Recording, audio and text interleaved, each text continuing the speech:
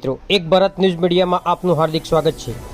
ખેડબ્રહ્મા તાલુકા કોંગ્રેસ સમિતિ અને ખેડબ્રહ્મા કોંગ્રેસ સમિતિ દ્વારા ગાંધી જયંતિની ઉજવણી કરાઈ। ભારત દેશના બીજા પૂર્વ પ્રધાનમંત્રી લાલ બહાદુર શાસ્ત્રી અને અહિંસાના પૂજારી, શાંતિના દૂત અને ગુજરાતના પનોતા પુત્ર, દેશના રાષ્ટ્રપિતા ગાંધી બાપુની જન્મજયંતિની ઉજવણીનો કાર્યક્રમ ખેડબ્રહ્મા ખાતે કરાયો।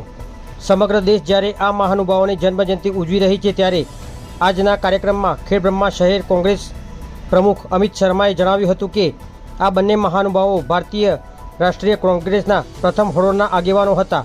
આજે પણ દેશ તેમના આદર્શો અને સાદગીભર્યા જીવનને યાદ કરે છે, ત્યારે અમે પણ તેમને યાદ કરીને ગૌરવની લાગણી અનુભવીએ છીએ કે અમે પણ 130 વર્ષ જૂની આ કોંગ્રેસ પાર્ટીના કાર્યકર છીએ।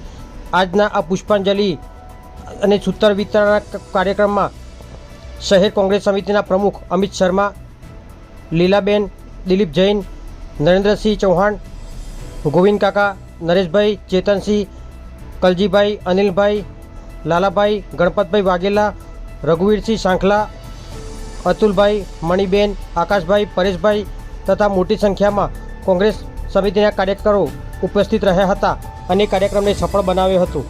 પત્રકાર વિશાલ ચૌહાણ, સાબરકાંઠા।